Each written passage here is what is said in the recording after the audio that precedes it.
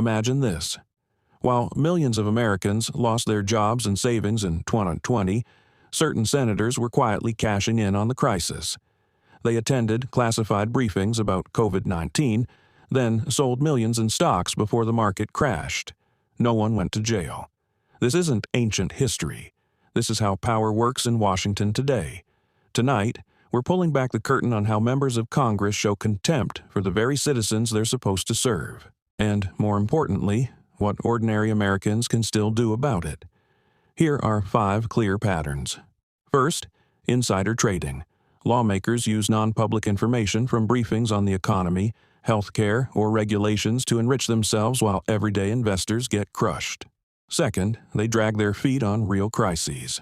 During shutdowns, natural disasters, or inflation spikes, too many prioritize partisan games over urgent relief for their districts.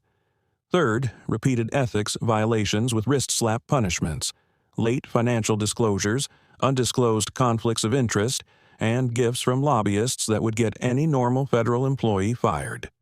Fourth, ignoring public will. They push massive spending bills, open borders, or regulations that polls show most Americans oppose, then dismiss concerned constituents as extremists. Fifth, outright arrogance, telling laid-off workers to learn to code, or belittling worries about crime, housing costs, and inflation. The message is clear. We know better than you. The Stock Act of 2012 was supposed to fix insider trading by members of Congress. It requires them to disclose stock trades quickly. How's that working out? In 2008, Congressman Spencer Bachus attended private briefings on the coming financial collapse and reportedly made trades betting against the market, while his constituents lost everything. In 2020, Senators Richard Burr, Kelly Loeffler, and David Perdue sold off millions right after COVID briefings. Investigations fizzled. No charges. Dozens of members still trade stocks in industries their committees regulate. The law exists, but enforcement is a joke. There are reform bills trying to fix this. The Stop Insider Trading Act and the Restore Trust in Congress Act, which would ban individual stock trading and require blind trusts. But don't hold your breath. Congress rarely regulates itself effectively. Time and again, politicians break laws the rest of us couldn't. James Traficant was convicted of bribery, racketeering, and tax evasion, yet only expelled after years of misconduct. Many others simply resign with full pensions. The Abscom scandal in the late 1970s saw multiple members caught on tape taking bribes. Some served short sentences. Most kept benefits. They routinely miss financial disclosure deadlines, misuse campaign funds, and ignore subpoenas, with little more than a strongly worded letter as punishment. The rules exist. Accountability does not. The mainstream media often acts as an accomplice. They bury stories that hurt their favored politicians and hammer scandals on the other side. Access journalism keeps them soft on power. Corporate ownership and ad revenue create conflicts of interest. Instead of relentless investigation, we get entertainment, horse race coverage, and personal drama, while systemic corruption festers. A free press was meant to be a watchdog, not a lapdog. Here's the good news.